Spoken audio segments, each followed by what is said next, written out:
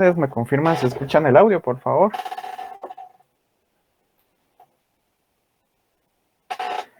Buenas Gracias, tardes, Liz, si lo escucha. gracias, buenas tardes a todos.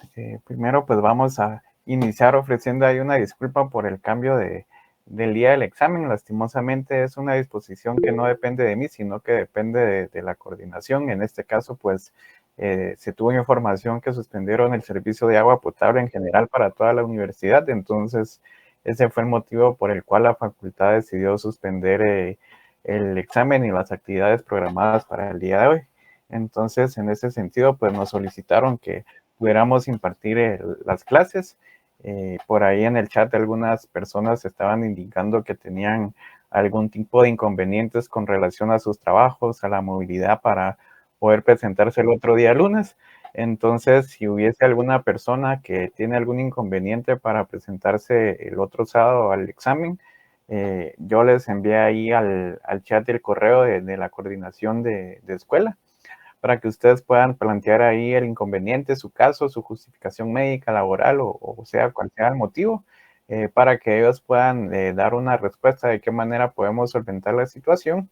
También recuerden si que por X o Y motivo alguno no se puede presentar, de acuerdo al reglamento, pues se puede solicitar el examen extemporáneo, siempre sea una causa justificada y respaldada en la nota que ustedes presenten. Entonces, esa es otra opción que ustedes pudiesen tener si en dado caso no se pueden presentar el otro sábado a desarrollar su examen.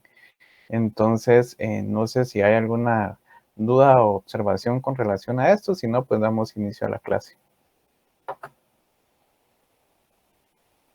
Bueno, vamos a compartir la pantalla con una presentación que nos quedamos el día de ayer, que no terminamos de desarrollar. Y el día de ayer pues nos quedamos en el tema de las infracciones tributarias. Lo último que desarrollamos fueron todas estas infracciones o esta clasificación legal que está establecida en el artículo 71 de este Código Tributario. Entonces vamos a continuar para el efecto de la clase con la misma. En ese sentido, pues creo que el pago de las infracciones extemporáneo de las retenciones lo desarrollamos el día de ayer todavía. Esta también la desarrollamos y nos correspondería el día de hoy el tema de la resistencia a la fiscalización de la administración tributaria. Entonces, este tema pues nos indica que constituye resistencia a cualquier acción u omisión que obstaculice o impida la acción fiscalizadora de la administración tributaria. Después de vencido el plazo improrrogable de 3 días, contado a partir del día siguiente de la notificación del requerimiento hecha llegar al contribuyente para poder presentar la documentación e información de carácter tributario, contable o financiero. También constituye resistencia a la acción fiscalizadora de la administración tributaria, cualquier acción u omisión que obstaculice o impida el acceso inmediato a los libros, documentos y archivos o al sistema informático del contribuyente que se relacionan con el pago de impuestos, así como la inspección o verificación de cualquier local, establecimiento, comercio o industria, oficinas de depósito, contenedores, cajas registradoras y medios de transporte, en los casos en que la administración tributaria deba requerir el acceso inmediato para evitar el riesgo de la alteración o destrucción de evidencias. Esta resistencia a la fiscalización, entonces, se refiere a que el contribuyente o el propietario de un negocio, si fuese el caso de un establecimiento que está abierto al público, pues se presenta a la Superintendencia de Administración Tributaria por una inspección, digamos, de rutina o porque se haya tenido alguna denuncia de que estos no estén emitiendo facturas o alguna circunstancia que fiscalice la SAT.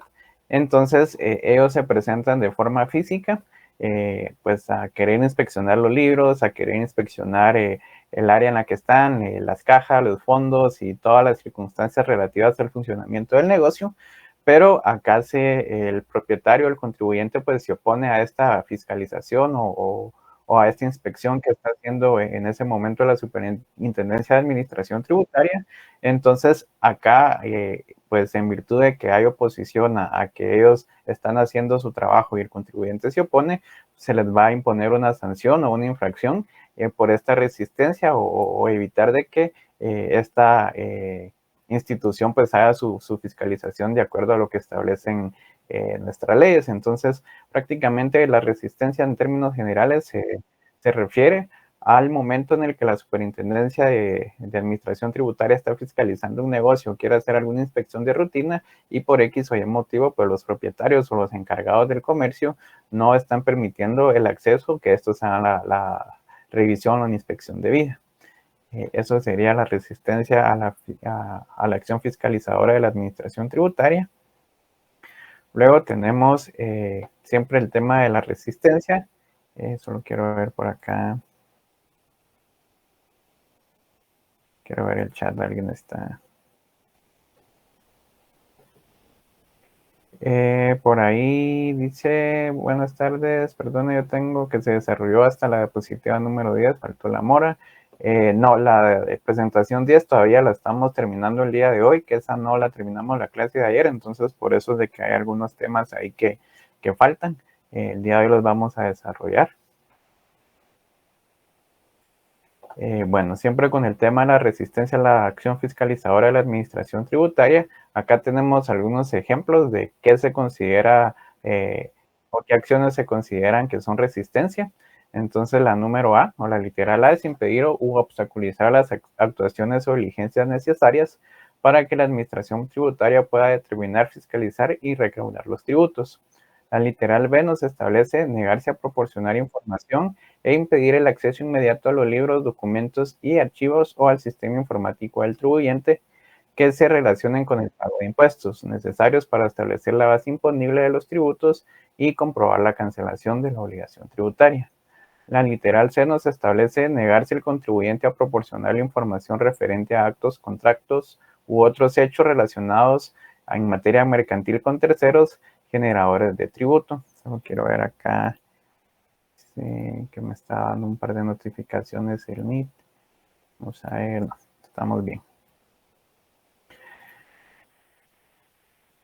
Luego nos establece acá que se consideran acciones de resistencia siempre dentro de las literales que estamos viendo, que sería la D, no rehacer sus registros contables o rehacerlos fuera del plazo establecido en el presente código en los casos de destrucción, pérdida, deterioro o extravío o delitos contra el patrimonio que se produzcan con respecto de los libros, registros, documentos o archivos del sistema informático.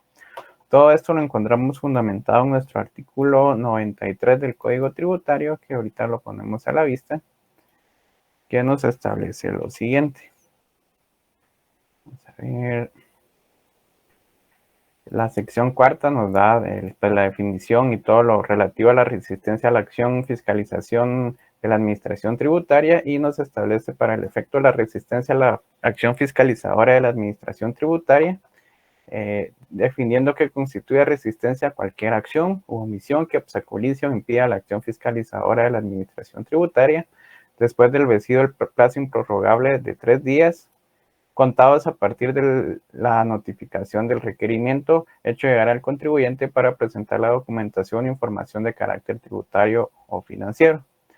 También constituye resistencia a la acción fiscalizadora de la administración tributaria cualquier acción o omisión que le obstaculice o impida el acceso inmediato a los libros, documentos, archivos o al sistema informático del contribuyente que se relacionan con el pago de impuestos, así como la inspección o verificación de cualquier local, establecimiento comercial o industrial, oficinas de depósitos, contenedores, cajas registradoras y medios de transporte, en los casos que la administración tributaria deba requerir el acceso inmediato para evitar riesgos de la alteración o destrucción de evidencias. Se consideran acciones de resistencia, pues ya vimos las literales que les mencioné. Y acá pues también nos menciona o nos establece omitir el registro en los libros de contabilidad de las cuentas bancarias en inversiones que posean los distintos bancos o grupos financieros de la República de Guatemala o del extranjero, de conformidad con lo establecido en el Código de Comercio. Se entiende que hay omisión, esto es importante que lo sepamos. Acá está la definición. Se entiende que hay omisión de registro en los libros contables si el contribuyente no registra una o varias cuentas bancarias que se encuentran a su nombre en los distintos bancos o grupos financieros de la República de Guatemala o fuera de ella. No elabora las conciliaciones bancarias que determinan la razonabilidad del saldo contable y las partidas de diario no están soportadas por los documentos que originan la transacción. Y nos establece aquí cuál va a ser la sanción o la infracción a a esta circunstancia o a esta resistencia, entonces la sanción es una multa equivalente al 1% de los ingresos brutos obtenidos por el contribuyente durante el último periodo mensual, trimestral o anual declarado en el régimen de impuesto a fiscalizar.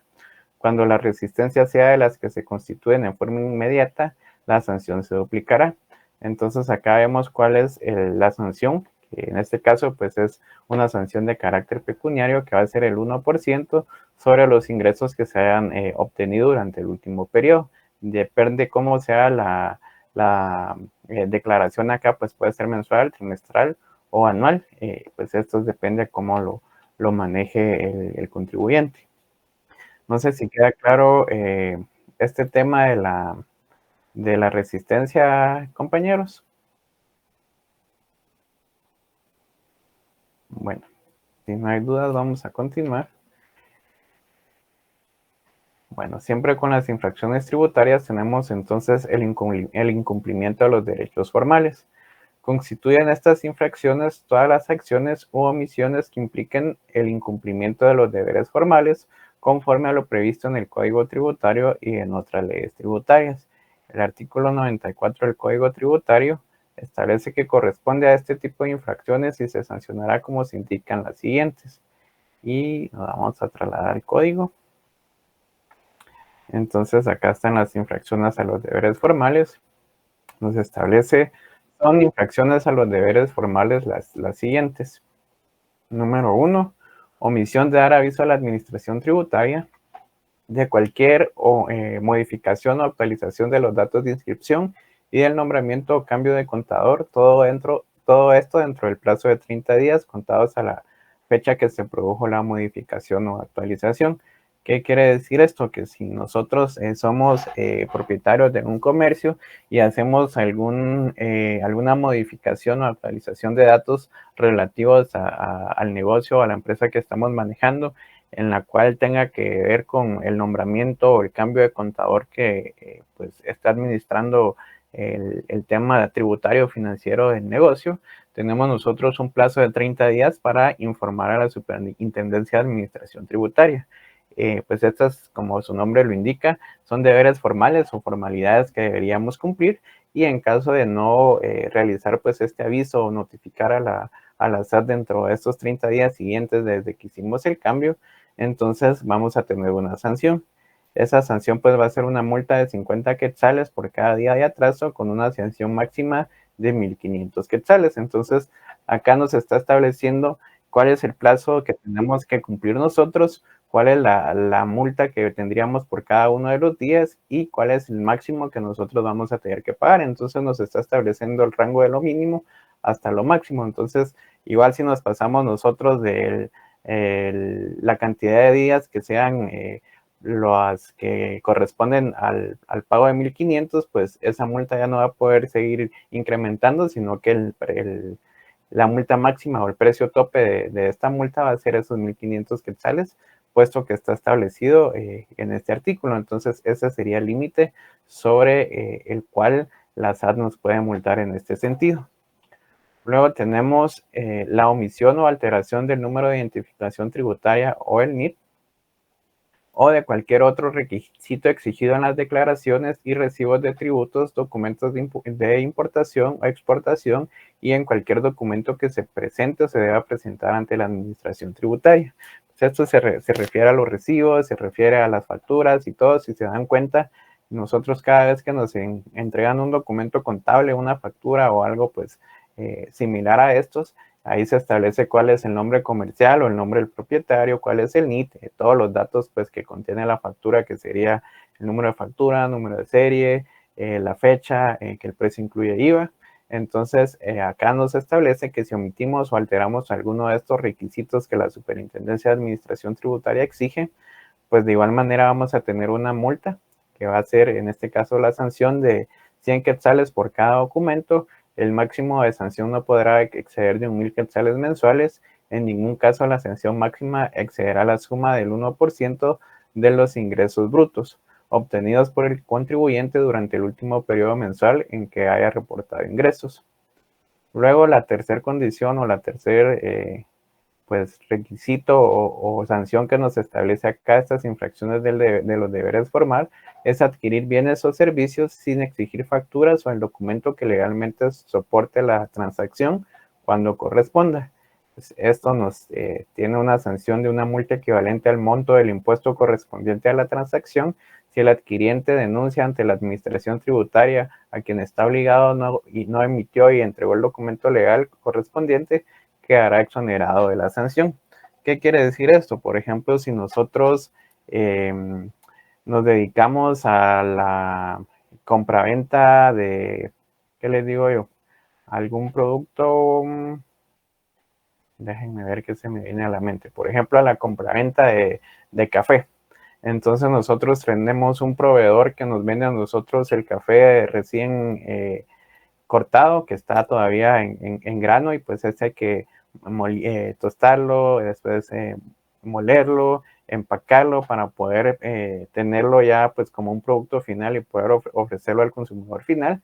Entonces nosotros venimos y compramos en este caso pues sería esta materia prima o el café recién cortado, y el caficultor tendría la obligación de emitirnos a nosotros una factura por el total de quintales o del producto que nosotros estamos adquiriendo con él. Cuando nosotros hacemos todo este proceso que es pues tostarlo, molerlo, empacarlo, ponerle una marca y distribuirlo, pues obviamente nosotros vamos a emitir una factura sobre cada libra o cada empaque o paquete de café, depende de cómo se distribuya.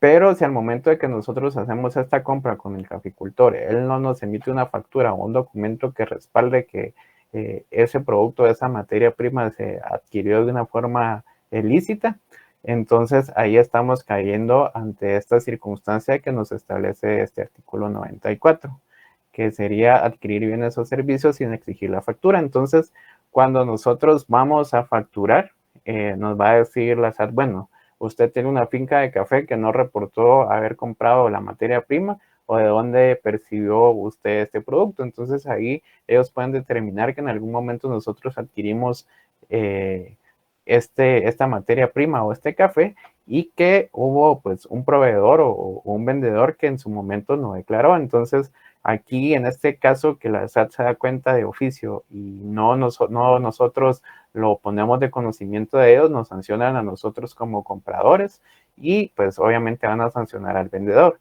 Pero en caso contrario de que nosotros exijamos la factura al comprador y que nos diga, miren, se las envío por correo porque ahora es electrónica, pasan los días y él no la envía, entonces en ese momento que nosotros nos percatamos que este vendedor o este proveedor no nos quiere facturar, hacemos de conocimiento de la SAT este extremo para que la SAT pueda fiscalizar y exigir el documento, y en este caso pues nosotros quedamos exentos de esa multa o de esa responsabilidad en virtud que nosotros estamos informando pues de ese, podríamos decir, acontecimiento ilícito por parte del vendedor. Entonces a esto se refiere pues esta parte del artículo que nos indica que se quedará exonerado la sanción si nosotros informamos o denunciamos ante la SAT que la persona que está obligada no entregó el documento que corresponde. No sé si vamos bien hasta acá, compañeros. Sí, licenciado, bueno, gracias. Perfecto. Continuamos entonces con el numeral 4, que nos establece no llevar al día los libros contables u otros registros obligatorios establecidos en el Código de Comercio y las leyes tributarias específicas. Se entiende que están al día si todas las operaciones se encuentran asentadas en los libros y registros debidamente autorizados y habilitados dentro de los 2 meses calendarios inmediatos a las acciones realizadas. Si esto pues no se tiene actualizado, no se tiene al día, pues de igual manera se va a sancionar con una multa de 5,000 quetzales cada vez que se fiscalice. Esta sanción se aplicará sin perjuicio a las obligaciones del contribuyente responsable de operar debidamente los libros o registros contables respecto de los cuales la administración tributaria constató un atraso. Luego tenemos el literal o el numeral 5, perdón, que nos indica llevar los libros y registros contables en forma distinta que obliga el Código de Comercio y las leyes tributarias específicas. Vamos a tener una sanción de multa de 5,000 quetzales cada vez que se fiscalice y se establezca esta infracción. ofertar bienes y servicios sin incluir el precio, el impuesto cuando corresponda. Esta es una sanción de multa de 5,000 quetzales cada vez que se incurra en esta infracción. Esta oferta de bienes y servicios se refiere, por ejemplo, a cuando nosotros vamos a comprar un producto y nos aparece un precio determinado y al momento que nosotros lo queremos pagar, incrementó el precio. Entonces, esto se debe a que en algunos comercios ofertan, digamos, un producto, una computadora, un vehículo, una motocicleta o cualquier bien o servicio sobre un precio. Entonces, no indican ahí en letras pequeñas, como diríamos en buen chapín, que el precio no incluye IVA. Entonces, cuando nosotros compramos, nos llevamos la sorpresa de que se incrementó el precio porque se le suma el 12% que corresponde al IVA. Entonces, esta, pues, es una circunstancia que también está sancionada porque a nosotros nos deben ofertar o ofrecer ya los productos con el cálculo del impuesto y por el valor final que nosotros vamos a cancelar. El compañero, quiero ver, déjenme ver, Renato Tenes levantó la mano. Gracias, Lick. Solo preguntándole, con lo que usted ahorita decía, quiere decir que a nosotros cada vez que nos emiten una factura o nos quieren emitir en una empresa una factura, nos dicen, mire, si lo compra, si le emitimos factura, le vale tanto precio y sin facturas le sale más barato. Eso es ilegal prácticamente. Prácticamente sí, porque ahí pues estaríamos ante una evasión de impuestos, porque tanto el comprador pues se está ahorrando ese 12% que no está pagando y obviamente pues el vendedor también no va a reportar esa venta a la SAT y entonces ahí hay una evasión de impuestos tanto por el sujeto activo y el sujeto pasivo. Entonces esta es una circunstancia que pues relativamente está prohibida, está sancionada, sin embargo acá es muy común. Creo que hoy ya es como de oficio que automáticamente nos emiten la factura porque pues al momento de que son electrónicas pues ya se lleva un control un poco más determinado.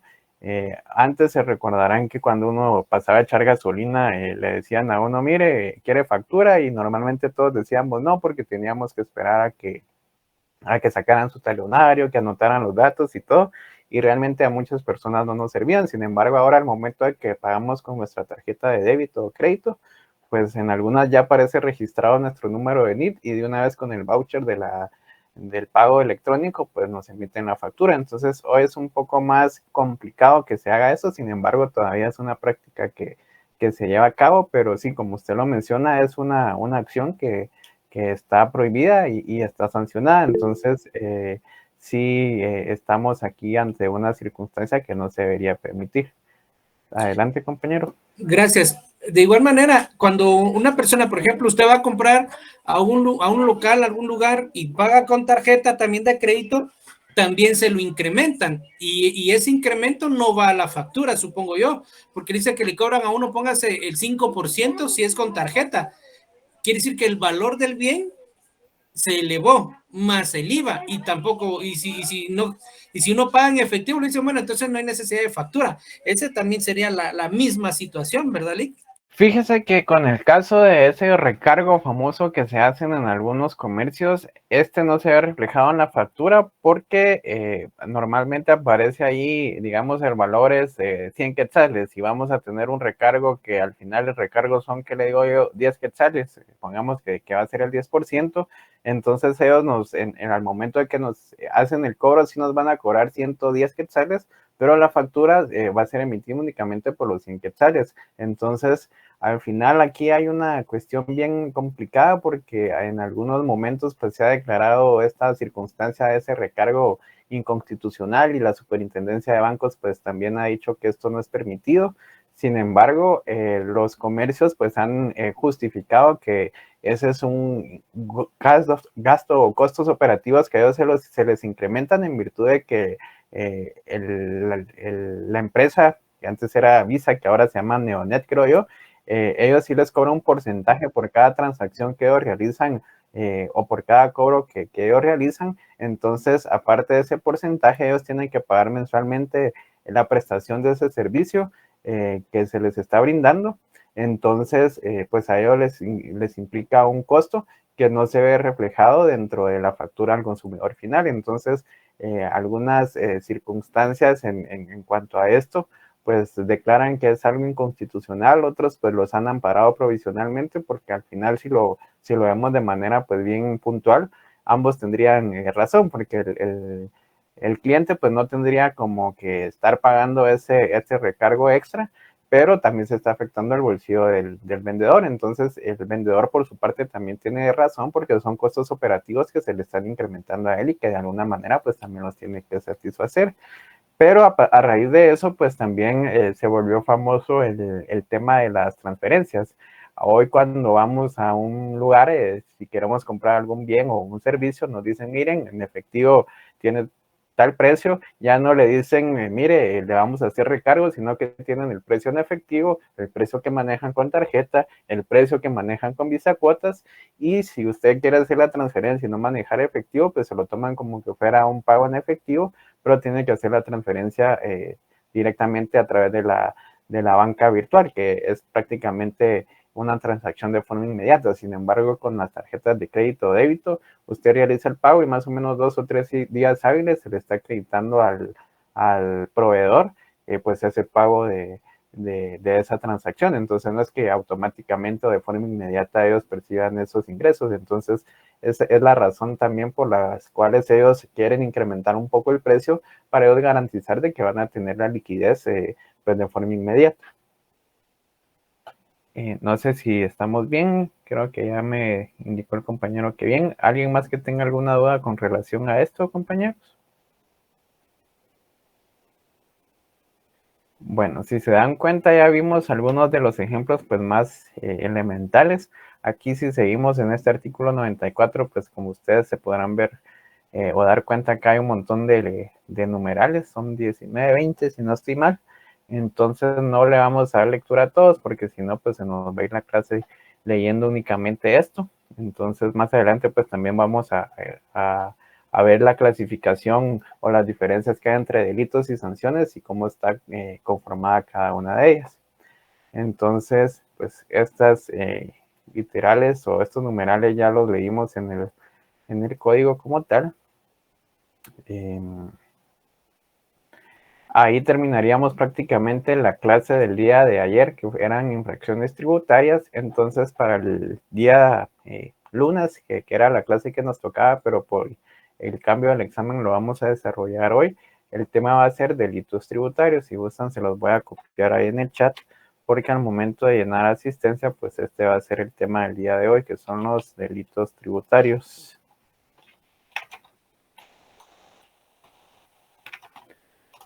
Tema de hoy. Bueno, entonces vamos a empezar dando una definición de qué son los delitos tributarios, y entonces establecemos que el delito es una figura del derecho penal y es conocido como la acción u omisión penada por la ley. Por otro lado, tenemos los delitos tributarios, son aquellos ilícitos que se distinguen de las infracciones en virtud de que establecen penas que por su naturaleza pueden imponer solo la autoridad judicial. Como consecuencia, su sanción es doble. Hay multa y cárcel según la gravedad del hecho cometido. En ella, el bien jurídico tutelado en la defensa, los intereses económicos y patrimoniales del Estado.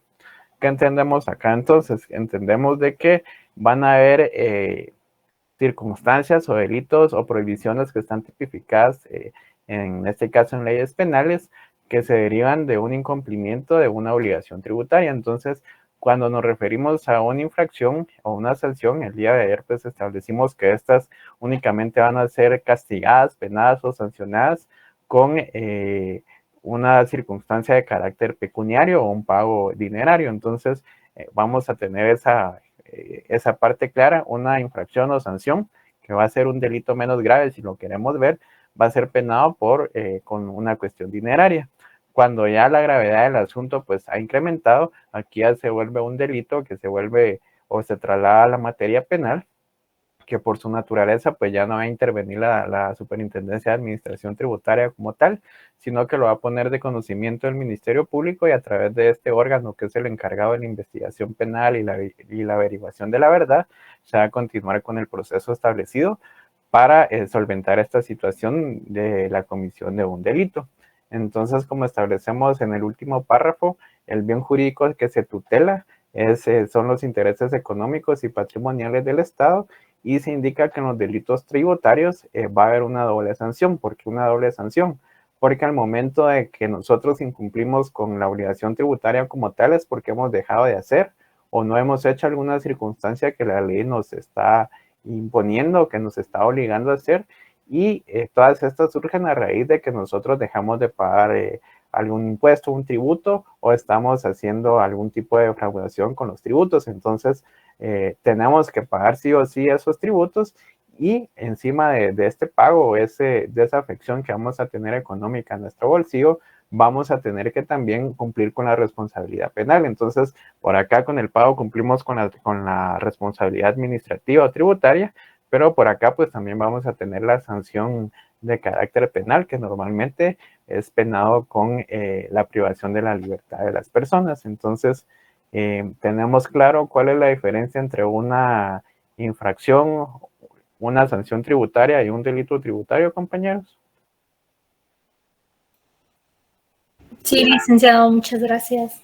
El compañero Renato levantó la mano. Adelante, por favor, compañero. Sí, gracias, Lick. Fíjense que yo solo como para ampliar un poquito en la materia, yo lo veo de la siguiente manera. Cuando se refiere a una sanción menor, recordemos que ahora el Código Penal está dividido, digámoslo así, en dos partes, que son delitos graves y delitos menos graves. Hay delitos menos graves que los mira el juzgado de paz, y en este pues se da lo que podría ser la falta. Cuando la SAT viene, y hablábamos el otro día de un cierre de un local porque incumplieron, ¿verdad? En ese momento pues se lleva un proceso penal en materia, penal, pero en un juzgado, ¿cómo se llama? Menor, que en este caso sería un juzgado de paz. Ahora bien, cuando ya hay una sanción mayor, como aquí dice cárcel, o sea, por el delito ya es menos grave, ahí es porque ya se incurrió en una gravedad, pues supongo yo un poco mayor, ¿verdad? A fin de que entonces ya se caen en un delito, creo que esta se especifica, déjenme recordar, como defraudación tributaria, si mal no recuerdo.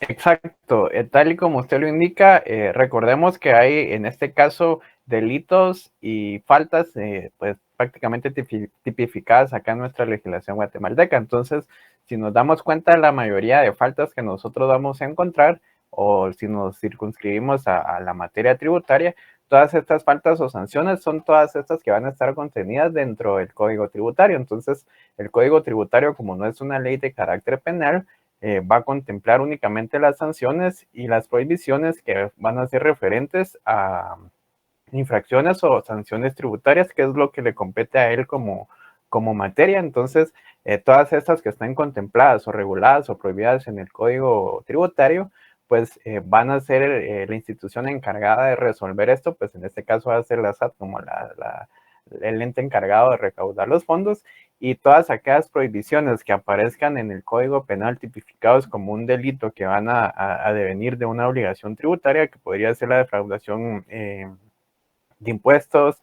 la defraudación aduanera, que ahorita en las presentaciones que vienen a continuación las vamos a ver.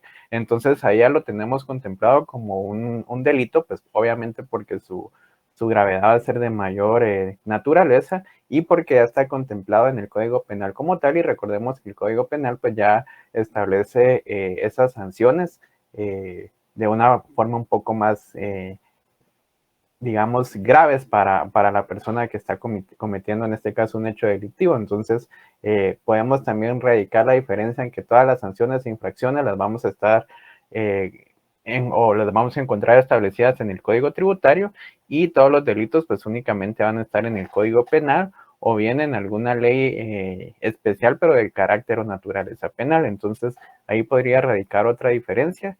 Y sí, ahí podríamos hacer como esa diferencia que establecía el compañero entre delitos leves, digamos, que van a ser todas estas fracciones, todas estas infracciones o sanciones de este Código Tributario, como les indiqué, y los delitos mayores o graves, que van a ser los que están contenidos en nuestro Código Penal.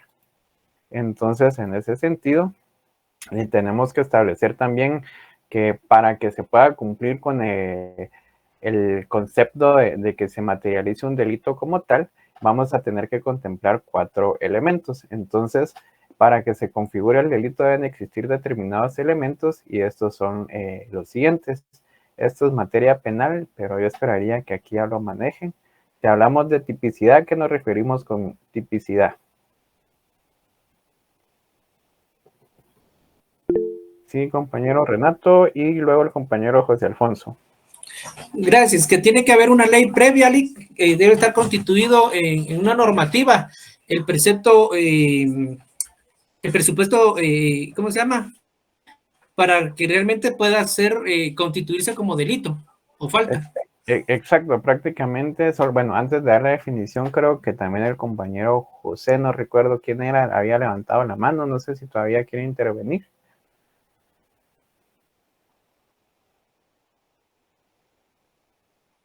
Exacto, entonces tal y como lo indica el compañero Renato y el compañero José Alfonso Castellanos, si no estoy mal, esta tipicidad se refiere a que debe estar previamente establecido en la ley y al momento que esto está establecido o tipificado como tal en la ley, nos va a pues establecer cuáles son las conductas que están prohibidas y que no debemos de hacer y que en consecuencia de que si nosotros incumplimos con esa prohibición de hacer o no hacer, depende de su naturaleza, vamos a estar ante la comisión de un delito y va a ser sancionado con una pena que pues normalmente en el mismo artículo se establece cuál va a ser la pena. Entonces, a eso se refiere la tipicidad. Entonces, si hablamos de antijuricidad, ¿quién tiene idea de qué es esta antijuricidad? Solo alguien que no sea el compañero Renato, porque él siempre interviene. Entonces, vamos a darle la oportunidad a alguien más si nos puede escribir o explicar para ustedes qué es la antijuricidad. El compañero Norman, por favor. Buenas tardes, licenciado. La antijuricidad sería que es algo que está en contra de lo jurídico, ¿verdad? Va en contra de la ley.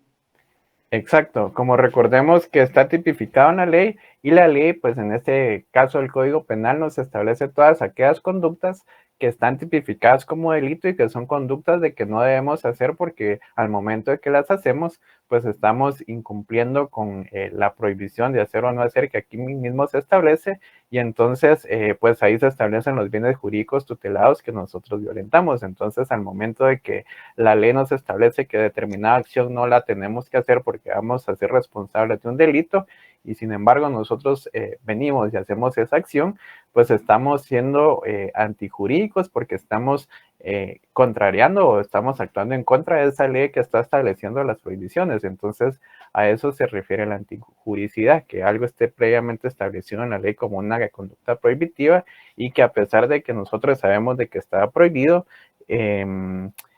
nosotros estamos realizando. Recordemos que acá en nuestra legislación en Guatemala no se puede alegar ignorancia de las leyes, entonces en algún momento una persona pues no podría justificar de que él no sabía. Un caso muy general, digamos, podría ser una persona que ella podría justificar que pues es analfabeto, analfabeta y que no puede leer, y que por lo tanto él no sabía que había una conducta antijurídica. Entonces viene esta persona y pues supongamos que fue en un departamento y tuvo una pelea con el vecino, lo macheteó, lo mató y le quitó la vida, y entonces él se quiere defender justificando que como él no puede leer y nunca estudió, que él no sabía que existía una conducta prohibitiva. Sin embargo, recordemos que hay situaciones que pues entienden que son de naturaleza de carácter o de conocimiento general, entonces obviamente hasta un niño menor de 14 años o una persona de 14 años, que es cuando ya el Estado reconoce esta capacidad volitiva, sabe que quitarle la vida a una persona pues es algo que va en contra de todas reglas y obviamente en contra de nuestra legislación. Entonces, en este caso, pues no se puede justificar la ignorancia de la ley. Entonces, por eso un elemento esencial es que esté tipificado en la ley, que esté establecido como una prohibición, que venga o que se cometa esa conducta antijurídica, que es actuar en contra de la prohibición que previamente está establecida. Y solo quiero ver acá en el chat. El compañero Renato nos establece artículo 3 de la ley del organismo judicial. Creo que esto se refiere a que no podemos nosotros alegar ignorancia de la ley. Entonces, aquí está el fundamento, si lo querían, el artículo 3 de la ley del organismo judicial. Luego tenemos como tercer elemento el dolo y la culpa. Cuando hablamos de dolo y culpa, no sé si alguien quiere intervenir a qué nos referimos con dolo y culpa, o independientemente que alguien nos defina qué es dolo y otra persona culpa. El compañero José Esteban levantó la mano. Por favor, compañero, buenas tardes. Buenas tardes, licenciado. El dolo es cuando la persona tiene la intención de cometer el acto antijurídico, y la culpa es cuando no tiene la intención, pero lo comete por negligencia, impericia o se me fue el otro término. Sí, pero tiene la idea y justamente eso es muy buena la intervención del compañero José Esteban, y tal como él lo indica, el dolo pues es esa manifestación de voluntad o aquella circunstancia en la que la persona que lo está cometiendo pues pensó y está consciente de que quiere realizar una acción que es contraria a la ley, o que en algún momento pues sabe que va a ser sancionada. Si lo vemos en materia penal, ¿qué les digo yo? Nosotros vamos en la calle en nuestro vehículo y alguien nos está pitando y nosotros vemos que nos está maltratando, nos está sacando la madre, nos está haciendo muchas circunstancias, y nosotros estamos en ese momento en el semáforo, pero nosotros mientras estamos parados en el semáforo decimos, bueno, si se pone en verde y yo acelero, le atravieso el carro, me bajo y le pego, o si yo vengo y lo choco por atrás para golpear su vehículo y que el vehículo dé vueltas, entonces en ese momento nosotros estamos maquinando en nuestra mente, en esa fase externa, que queremos producir un daño y sabemos y estamos conscientes del daño que vamos a provocar. Entonces en este momento se está materializando el dolo porque nosotros lo estamos pensando, sabemos de que es una acción que va a tener una consecuencia pues de gravedad, y a pesar de eso pues nosotros lo materializamos. Si lo vemos en materia tributaria, puede ser el caso, pues regresando al ejemplo de las gasolineras, que esté el propietario de la gasolinera y que él les dé la instrucción a los operadores de las bombas o los que despachan la gasolina, que traten de hacerse loco y que no facturen. Entonces, él sabe que al momento de que no está emitiendo factura, está evadiendo esos impuestos y no va a declarar esos impuestos, o ese 12% más el impuesto del petróleo que está contenido dentro de la distribución de productos derivados del petróleo. Entonces, él con intención está omitiendo la emisión de estas facturas. Entonces, él sabe que va a tener una sanción, pero él tiene la intención de causar pues esa evasión, en este caso de impuestos. Mientras que si hablamos de culpas, son circunstancias que están tipificadas o penadas en la ley, pero que se cometen cuando la persona que la realiza no tiene la intención de hacerlo, sino que es por una circunstancia de la naturaleza o un mero accidente. Por ejemplo, si lo vemos en materia penal, el mismo ejemplo que vamos nosotros en el tráfico, y de repente el semáforo estaba en rojo, poniendo el ejemplo que teníamos, y luego se pone en verde, y sin embargo venía un motorista que venía a excesiva velocidad, y él se pasó el semáforo en rojo, y como a nosotros nos acaba de dar la luz en verde, por accidente viene el motorista y lo chocamos o lo tiramos y lo lesionamos. Entonces acá estamos ante la culpa, porque si bien es una acción de la que nosotros en ese momento, la persona que iba conduciendo es culpable, es una acción que se produjo por mero accidente y no va a ser sancionado con tanta gravedad porque fue una acción que no buscó.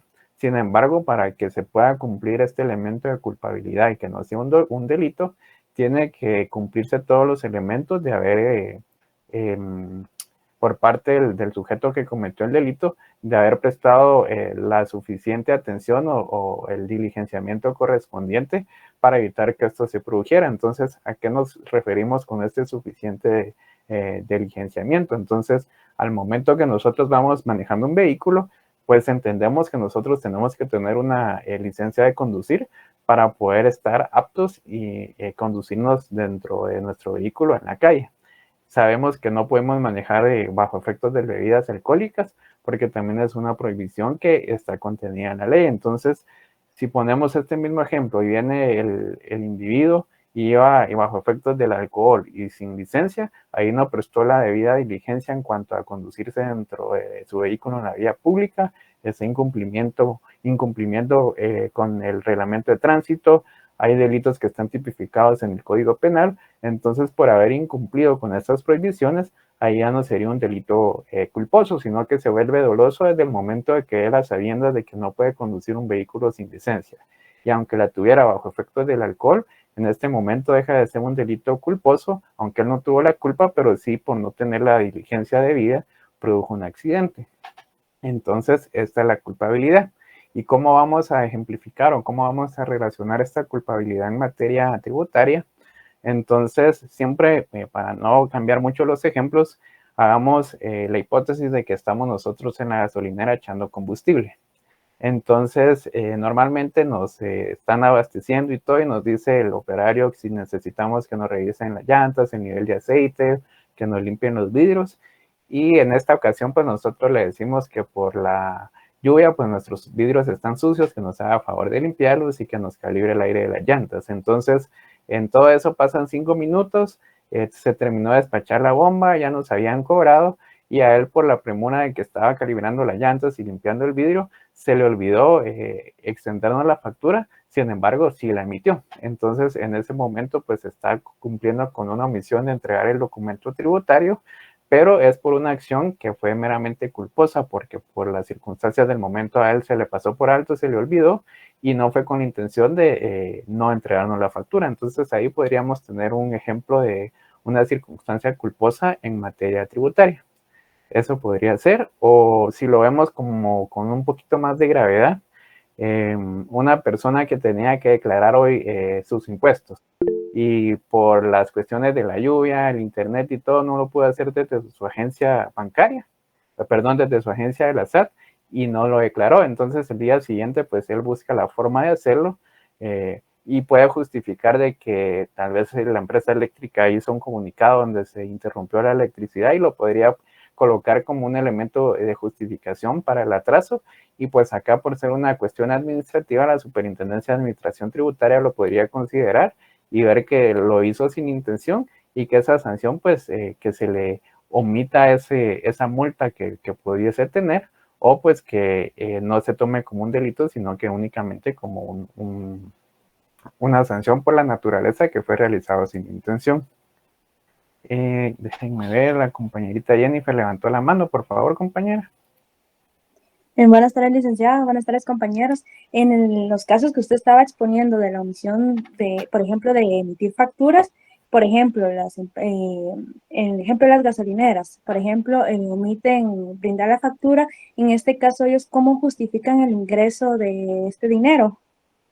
Sí, recordemos que en este caso, si es por dolo, que es, digamos, como les estaba explicando, que el propietario les dice a sus trabajadores, miren, no emitan factura, prácticamente aquí él podría estar haciendo dos cosas. Obviamente la primera es evadir un impuesto, y la segunda es hacer un lavado de dinero, porque está ingresando dinero pero no lo está declarando. Entonces todo este dinero que está ingresando, él no lo va a declarar, y en teoría se va a ver como que nunca hubiera vendido combustible y como que no compró y no vendió. Entonces acá no lo puede justificar de ninguna manera. En el caso de que se le haya olvidado que fue por una circunstancia culposa, pues que estaba limpiando los vidrios o las llantas, si bien no le entregó el documento físico y emitió la factura y nosotros dimos NIT, esa es la importancia de dar ahora el NIT.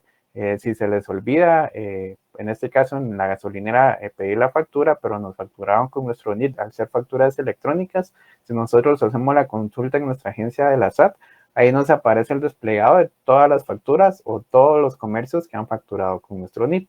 En el caso de que no damos nuestro NIT, pero él al momento de que realizó el cobro sí facturó, aunque sea consumidor final, pues al ser un registro electrónico ahora, ya aparece directamente en la página de la SAT de ellos como gasolinera, y pues por lo tanto ya está generando este impuesto. Si bien no aparece a nombre de una persona determinada porque es consumidor final, sí se emitió la factura y se está cumpliendo con lo establecido de emitir factura por cada venta, pero en el caso muy puntual que usted establecía de que cómo se va a justificar si no hay una factura de por medio, no hay forma de justificar. Entonces acá es donde ya tiene que intervenir tanto la DIACO como la SAT para verificar qué es lo que está sucediendo, para que ellos hagan una estimación de cuántas facturas son las que están dejando de emitir, un promedio de cuánto de combustible están ellos vendiendo sin que esté debidamente facturado. Entonces,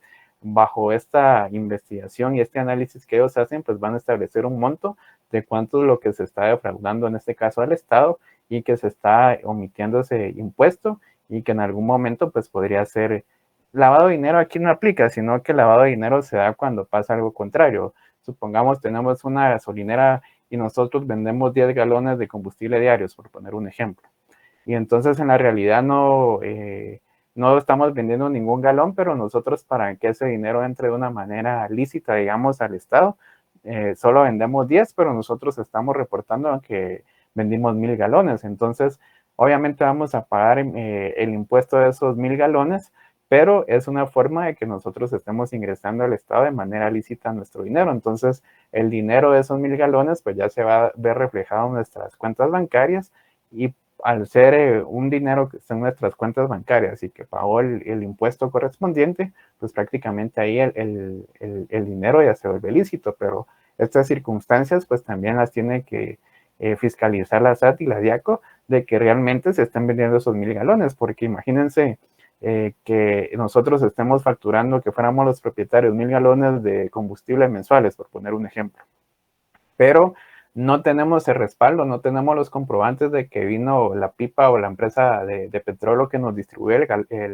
el combustible. Entonces nosotros sí reportamos una venta de 1000 galones, pero hace 3 meses que nosotros solo compramos 500. Entonces, ¿cómo es que compramos 500 galones y dentro de estos 3 meses siguientes vendimos 3000 galones cuando lo que obtuvimos solo son 500? Entonces ahí se empiezan a activar estas alertas para establecer de que hay algo que no está acorde a la ley, y también se empieza este tipo de investigación, y ahí pues este incumplimiento, que es la evasión de estos impuestos, ya se vuelve de carácter penal, porque no solo hay evasión de impuestos, sino que hay lavado de dinero u otros activos, y se está defraudando al Estado, aparte de que se está ingresando dinero que ha provenido de fondos ilícitos. Entonces, con eso le respondería a su pregunta, compañera. Creo que me extendí, pero no habría una forma de justificar realmente ese ingreso de la plata. Sí, licenciado, todo claro, gracias. Bueno, por último tenemos como el cuarto elemento, la existencia de una pena. Esta existencia de una pena pues abarca prácticamente todos estos supuestos o todos estos 3 elementos, y aquí pues, se viene a juntar todo, porque obviamente para que existe una pena tiene que existir esta tipicidad, tiene que ser antijurídico, porque en algún momento lo contrariamos, y ya sea que lo realizamos por dolo o culpa, vamos a tener o vamos a estar sancionados con una pena. Entonces, recordemos un dicho que nos indica que toda acción tiene una reacción. Entonces, todo esto, estos 3 numerales, pues van orientados hacia esa acción, y la reacción o la sanción en este caso, pues sería esa pena que previamente ya está establecida o contenida en la ley. Entonces, en ese sentido, pues ya que ahorita lo ejemplificamos y tenemos un poquito más de claridad con esto, pues ya lo vamos a definir y creo que les va a quedar un poco más claro. Entonces, el primer tema es la tipicidad, y solo quiero ver acá, defraudación tributaria, vamos a ver. Bueno, acá el compañero nos está compartiendo la definición de defraudación tributaria que está contenida en el artículo 358. Que ya lo vamos a ver más adelante también. Dice tipicidad. Debe estar previamente tipificado en ley, y que de no estarlo no permita al Estado castigar al contribuyente que aparentemente se ha convertido en el delincuente, es decir, contenido en el Código Penal o en una ley especial. Pues esto es lo que les mencionaba. Este es un requisito esencial para que sea un delito, que esté contenido tipificado dentro del Código Penal que establece los delitos y las penas, o una ley especial. Si hablamos de lavado de dinero, algunas circunstancias podría estar no en el Código Penal, sino que en la ley de narcoactividad podría ser un ejemplo. Luego nos indica que estos elementos, según el principio de legalidad, que toda acción o omisión hecha por el contribuyente relacionada con la materia tributaria debe estar previamente tipificada como delito para ser sancionado por una ley. Entonces, acá, pues, como esto nos indica, va de la mano con el principio de legalidad. Si previamente no está establecido en la ley, pues, por lo consiguiente, no va a tener una sanción y no nos pueden castigar por una circunstancia que prácticamente no existe en esta legislación. Entonces, eso sería la tipicidad. Luego tenemos la antijuricidad. Y la antijuricidad es la acción humana para ser delictiva, ha de estar en oposición con una norma penal que la prohíba u ordene su ejecución. Entonces, era lo que les mencionaba. Está contenido en una ley y nos está diciendo que no debemos hacer tal acción y que en caso contrario estamos contrariando esa acción jurídica que está prohibida o expresamente contraria a la ley. Entonces, al momento que nosotros la hacemos, estamos en contra de esa ley, por lo tal, es una acción antijurídica. Y el dolo y la culpa, que aquí vamos a hacer la división en cada uno de ellos. El dolo como tal se caracteriza o va enfocado a quien actúa sabiendo lo que hace y con la intención de lograr un objetivo que le va a significar a él un beneficio. Sin embargo, ese beneficio pues también va a ser una circunstancia de dualidad, porque si bien él está teniendo un beneficio que va a ser en un momento determinado, a corto, mediano, incluso largo plazo, pues se va a establecer pues la verdad de esta circunstancia y va a ser sancionado. Entonces el beneficio pues va a ser menor al mal que está causando, porque ese beneficio va a ser temporal, mientras que la sanción puede ser que dependa ahí la libertad de ese momento en adelante. Entonces este dolo se refiere a todas aquellas acciones que van con intención de lograr un objetivo a beneficio de una persona. Luego tenemos la culpa. Esta se produce cuando quien actúa omite la diligencia debida, pero no buscando necesariamente el objetivo conseguido, pues realiza una acción que está contraria a la ley. Pues ya les di un ejemplo de dolo y de culpa. Yo creo que esto queda claro, no hay aquí alguna duda, pero si los hubiera o alguien tiene ahí confusión, me cuentan y la podemos aclarar todavía. No sé si alguien quiere intervenir. Bueno, si no, continuamos. Bueno, entonces para dar una conclusión en cuanto a la dolo y la culpa, establecemos entonces en términos muy concretos que hay dolo cuando el contribuyente actúa sabiendo lo que hace para lograr un beneficio propio. Por ejemplo, no extender facturas cuando está en la obligación de extenderlas. Y la culpa se materializa cuando quien actúa omite determinada diligencia, pero no busca el objetivo conseguido. Entonces, acá ya establecimos qué es dolo y qué es culpa. Y pues ya nos venimos al aspecto importante, que es esa sanción, no va a ser esa pena. Entonces, la pena no es más que la consecuencia lógica del delito y pues esa consecuencia es la pena como tal. Entonces acá nos hace la referencia a que en una infracción la pena prácticamente es una sanción que es impuesta por la ley. En el tema de la sanción o infracción pues va a ser de carácter pecuniario y en la pena que corresponde a un delito pues normalmente va a ser la privación de la libertad. En ese sentido pues vamos a establecer cuáles son las clasificaciones de las penas. Esto lo vamos a orientar pues en materia tributaria siempre que es el curso. Y nos indica que las penas pueden ser privativas de libertad, que supone el internamiento de reo en un centro penitenciario y que puede tener diversa duración según lo que establezca la ley para cada delito. Pero no existen las penas más severas como la pena de muerte reconocida en nuestra legislación, pero actualmente se aplican otras menos graves como las pecuniarias. Entonces, esto se refiere a que dentro de nuestra legislación la pena de muerte está reconocida o está permitida, pero es una pena no vigente. Si bien está autorizada y no es vigente, quiere decir que es una pena no positiva porque no se aplica. Entonces, en su defecto, se aplican penas de menor gravedad. En ese caso, pues podríamos establecer las pecuniarias. Pecuniarias se refiere a que dentro de la ley, pues hay penas prohibitivas, o privativas de libertad, pero que en algún momento a través de las medidas sustitutivas o la aceptación de cargos ahora, pues a cambio de que nosotros paguemos esta medida sustitutiva, pues nos van a permitir recuperar la libertad. Sin embargo, nuestro proceso penal puede ser de que siga todavía en un momento, pues, en una investigación para establecer si existe o no existe.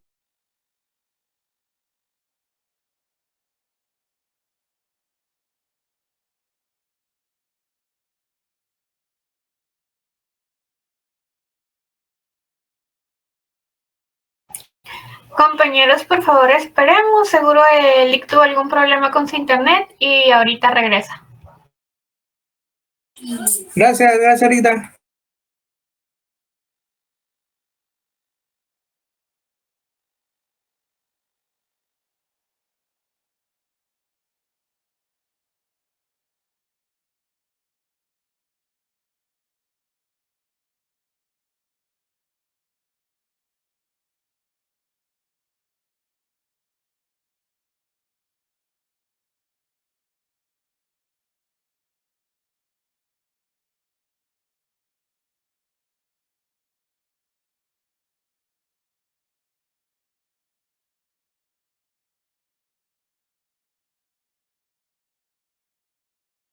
Compañeros, dice el licenciado que tuvo un apagón en su casa, entonces que le den unos minutitos más que ahorita se vuelve a conectar.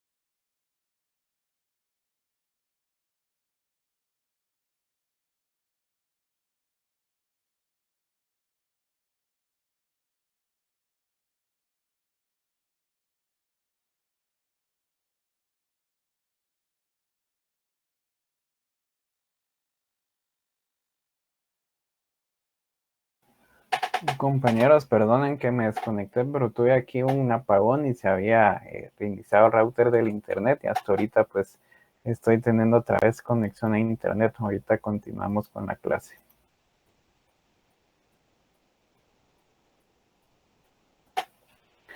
Bueno, solo me confirman si escuchan bien y si pueden visualizar mi pantalla. Sí, licenciado, solo estamos aprovechando a llenar la asistencia. Ah, bueno, si quieren les doy un minutito ahí para que lo puedan llenar. Gracias, Lick.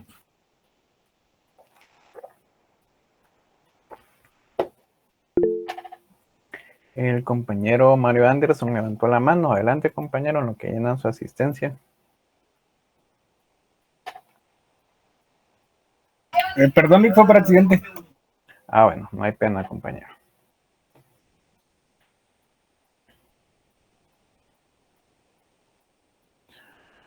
Bueno, vamos a continuar entonces con el tema de la clasificación de penas. Lo voy a leer otra vez porque no sé si me escucharon o no. Y vamos a ver. Las penas pueden ser privativas de libertad, que suponen en el internamiento del reo en un centro penitenciario, y pueden tener diversa duración según lo que establezca la ley para cada delito. Pero existen penas más severas como la pena de muerte reconocida en nuestra legislación, pero actualmente no se aplican, y otras menos graves como las pecuniarias. Esto pues hace referencia a que la pena de muerte es una pena que está reconocida en nuestra legislación.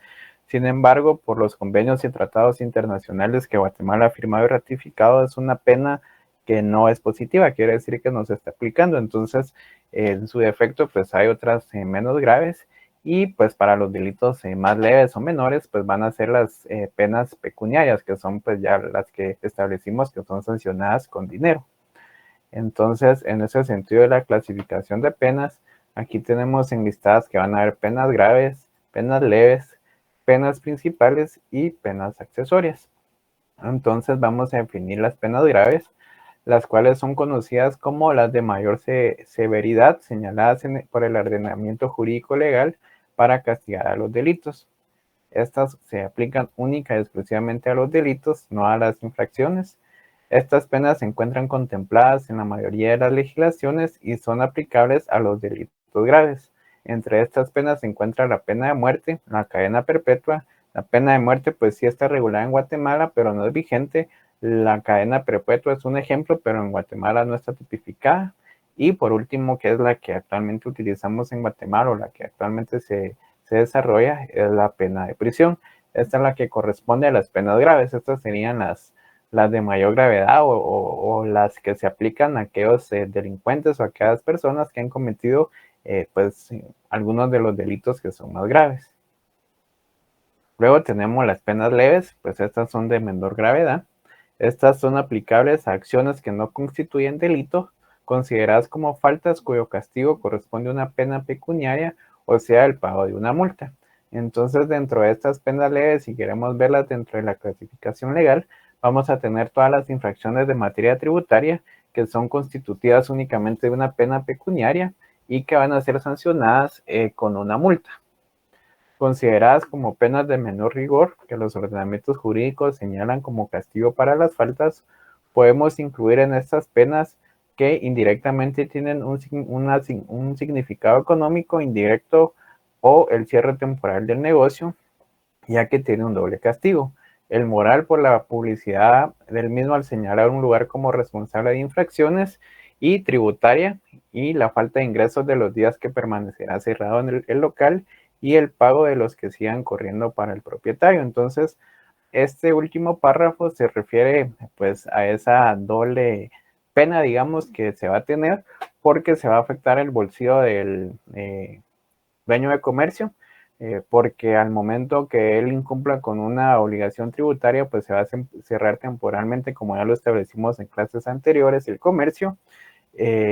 Obviamente este comercio pues le va a dar una generación de gastos, porque aunque independientemente de que el comercio esté cerrado, pues el pago de la mensualidad de este, pues se lo va a tener que hacer ese mes de cierre, no le va a estar generando ingresos y ante sus clientes o ante las personas que se trasladen caminos o transitan frente a donde está el comercio, pues se va a tener esa mala imagen de que el comercio pues está cerrado. Entonces, si está cerrado es porque obviamente hay una circunstancia ahí que está contrariando a la ley. Entonces, se tiene esa pena que es pecuniaria y la pena moral del que dirán las personas y de esa afección pecuniaria que va a tener a su bolsillo, tanto por el pago que va a tener que hacer, por el pago del local, por el tiempo que esté cerrado, más el dinero que está dejando de percibir por el tiempo que dure el cierre temporal de su negocio. Luego vamos a tener las penas principales. Estas penas principales se le llaman así a cada una de las penas que pueden imponerse por sí solas, autónomamente de otras. Son aquellas penas propias de un delito o una falta y que son conocidas como principales. Estas pues existen por sí solas y se encuentran tipificadas en la legislación. Se las califica como principales porque pueden ir acompañadas de penas accesorias o subsistir por sí mismas. Entonces, si hablamos de penas principales, que son algunas penas que van a tener una pena secundaria, no sé si hay alguien que se le ocurra en este momento o que tenga ahí un ejemplo que nos pueda traer a colación para poder comprender esto de una mejor manera.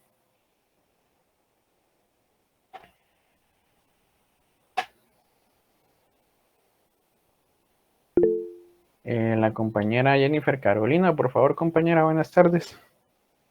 Licenciada, en este caso aplicaría el concurso real o el concurso continuado.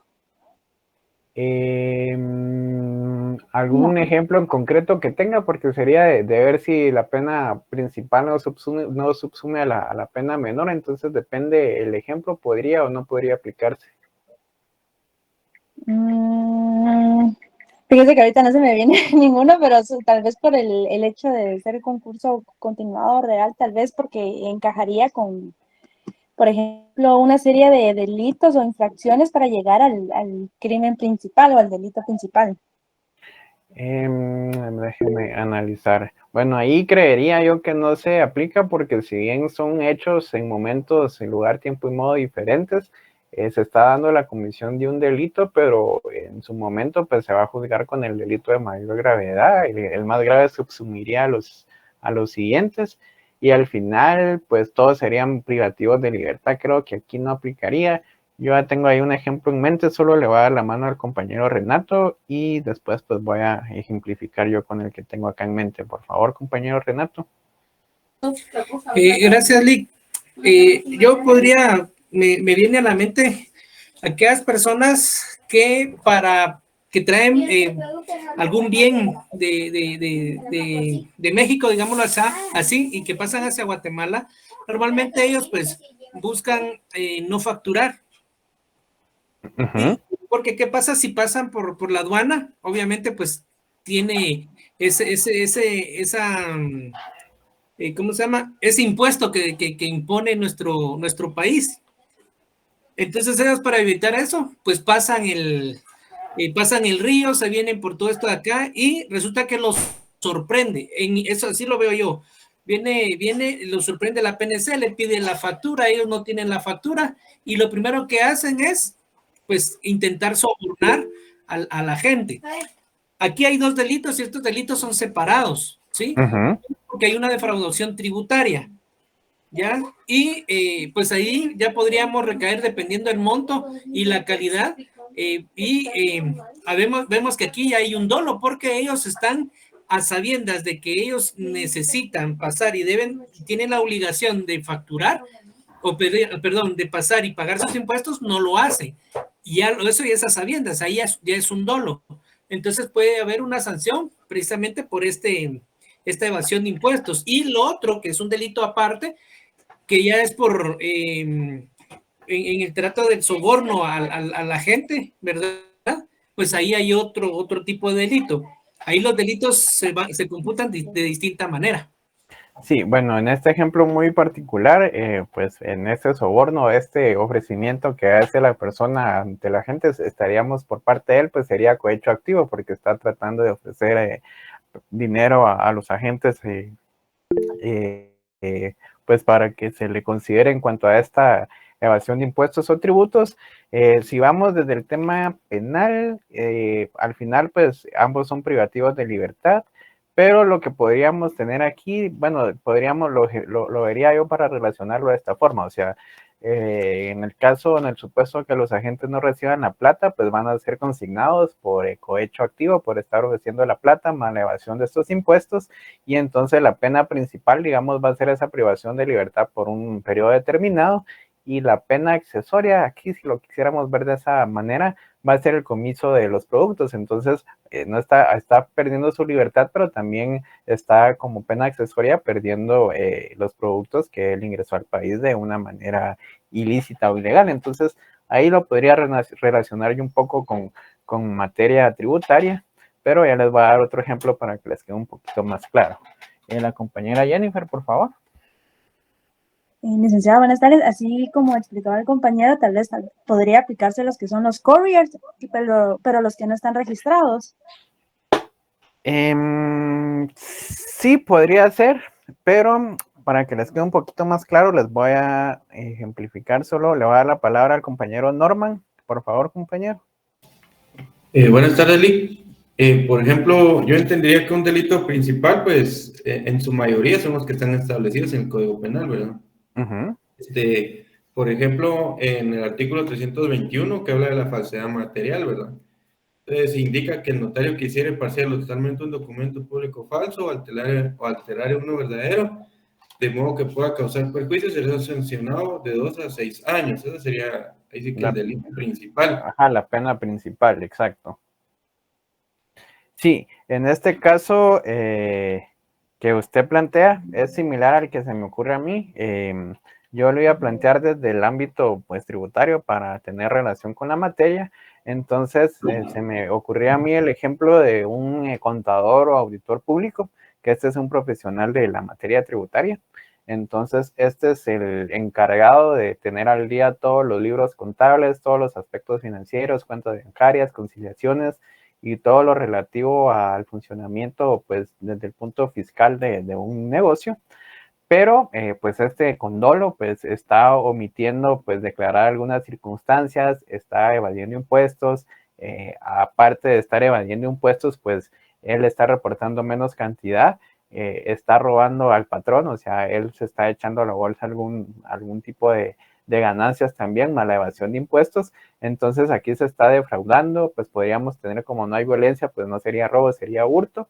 Entonces, si el propietario se da cuenta, pues, lo denuncia. Esta persona va a ser, pues, penada por el tema del hurto, por defraudación y por todos los delitos que se puedan demostrar. Y, pues, estas penas, digamos, en este caso por el hurto y por esta evasión de impuestos, van a ser las penas principales. Pero como penas secundarias acá, al ser un delito que cometió bajo el funcionamiento de él como profesional, como pena secundaria, va a tener la inhabilitación profesional por un tiempo determinado, que pueden ser desde 6 meses hasta de forma indefinida en el colegio donde él, pues, se registró como profesional de la auditoría y de la contaduría pública. Entonces, esto le está privando su libertad, pero también le está privando la posibilidad de que cuando él recupere la libertad pueda ejercer en su función como profesional de la contabilidad. Entonces, la pena principal, pues, va a ser el tipo penal que se está sancionando, que es la privación de libertad, y la secundaria, pues, no es una circunstancia meramente de carácter penal, sino que es una sanción administrativa, que en este caso va a ser esta inhabilitación ante el Colegio de Profesionales. Relacionándolo con el último ejemplo que nos indicaba el compañero, en el caso de un abogado, un notario que se preste para hacer una compraventa de forma anómala o ilícita o bajo amenaza de que esté un comprador y un vendedor y que no haya plata de por medio, pero en el momento en que celebran la compraventa, el otro el comprador está amenazando al vendedor de que lo tiene que tiene que firmar esa escritura pública, y el notario se presta para eso, pues ahí hay vicio dentro del consentimiento, porque no hay voluntad de las partes. Es un negocio que se está desarrollando de mala fe. Entonces, acá hay responsabilidad, pues, para la persona que está bajo amenaza coaccionando al otro a entregar un bien, y el notario que se está prestando a autorizar esa circunstancia que va contraria a la ley. Entonces, si se demuestra este extremo de que se hizo de una manera anómala, pues va a ser sancionado por los delitos que corresponda al notario. El comprador, pues, que bajo amenaza obligó o coaccionó al vendedor a que le entregara a título gratuito un bien, aunque en la escritura de compraventa el notario haya colocado un valor ficticio. Y entonces, en este momento, pues, al ponerlo de conocimiento del Ministerio Público, se va a perseguir penalmente al notario, y adicional a eso, será inhabilitado ante el Colegio de Abogados y Notarios para que ya no ejerza la profesión. Entonces, se cumplió con la pena principal, que es el cumplimiento de la sanción de tipo penal, y se cumple con una pena accesoria que es de carácter administrativo, que es inhabilitarlo para que él ya no ejerza la función del notariado como profesional del derecho. Entonces, no sé si con estos últimos 2 ejemplos les queda un poco más claro el tema de las penas principales y las penas accesorias. Bueno, vamos a continuar entonces, si todo queda claro. Pues siempre con las penas principales, pues acá damos otra definición, que son aquellas penas que se encuentran adicionadas a una pena principal. Es conocida como una pena accesoria, aquella que necesariamente para su procedencia debe ir unida y depender de otra pena llamada principal. La ley puede sancionar la comisión de un determinado delito o falta, restringiendo al reo el ejercicio determinado de derechos, como por ejemplo ocurre la suspensión de un cargo público, la suspensión del derecho de sufragio o la privación de permisos de conducción de vehículo de motor, que van aparejados a otras penas. Entonces, acá se están cumpliendo otros supuestos, o podemos establecer otros ejemplos.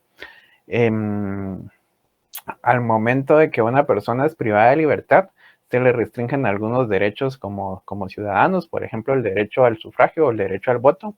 Mientras están privados de libertad, pues estos no van a tener la libertad de poder emitir su voto, entonces aquí se les está restringiendo un derecho.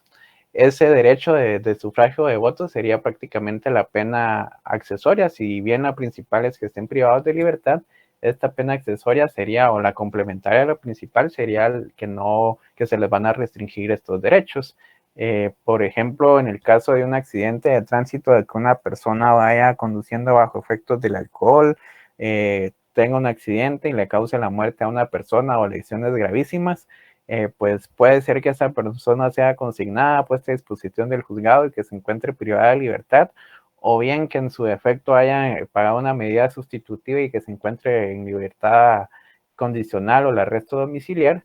Sin embargo, pues está esa sanción pecuniaria por la medida sustitutiva del tipo penal, pero secundariamente o como pena accesoria se le va a suspender la licencia de conducir, por lo tal se le está inhabilitando para que éste pueda seguir manejando, conduciendo dentro de la vía pública. Y si se le sorprende, recordemos que dentro de la libertad condicional o la medida sustitutiva, el juez establece algunas condiciones o algunos supuestos que la persona debe respetar. En el caso de que se le dé una medida sustitutiva por un hecho de tránsito, se le suspenda la licencia y se le captura nuevamente a esta persona conduciendo un vehículo sin la licencia y incumpliendo estas prohibiciones, automáticamente pues se consigna y ya no va a tener derecho a su medida sustitutiva, va a tener que cumplir con la pena, aunque haya pagado una cantidad de dinero para sustituir la prisión en prisión, porque está incumpliendo estas condiciones que van dentro de esas medidas sustitutivas que el juez considera al momento de poder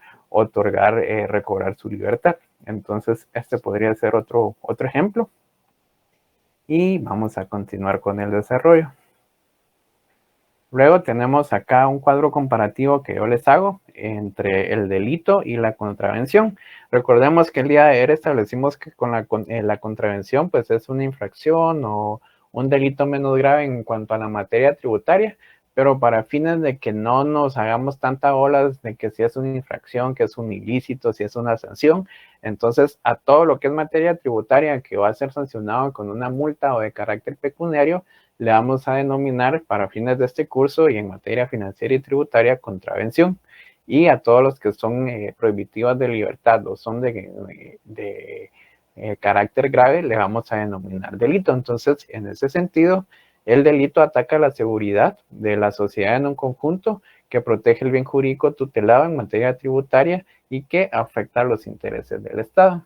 Y la contravención no es más que una falta de colaboración, ya sea de acción u omisión, de carácter individual de carácter individual que constituye una infracción. Entonces, estas serían las diferencias entre delito, va a ser todo lo de materia penal, y una contravención, pues va a ser todo lo relativo a aquellos procesos administrativos, sanciones y multas de carácter financiero o tributario. ¿Tenemos claras esas diferencias, compañeros? Bueno, si no hay dudas, continuamos. Bueno, ahora tenemos los tipos de sanciones. Entonces, las sanciones es un hecho positivo o negativo del impuesto al obligado, aún mediante la fuerza como consecuencia del incumplimiento de un deber jurídico. Es el resultado que trae como consecuencia el incumplimiento de una norma establecida por la ley. Y pues establecemos algunas clasificaciones de estas sanciones, que van a ser las sanciones coactivas, las sanciones no coactivas y las sanciones pecuniarias. Entonces vamos a establecer qué es cada una de ellas. Si nos referimos a una sanción coactiva, son en las que se pierde el derecho y se paga la obligación pecuniaria. En materia tributaria, las sanciones son de carácter coactivo y se persigue el cumplimiento de la obligación tributaria por parte del contribuyente hacia el Estado.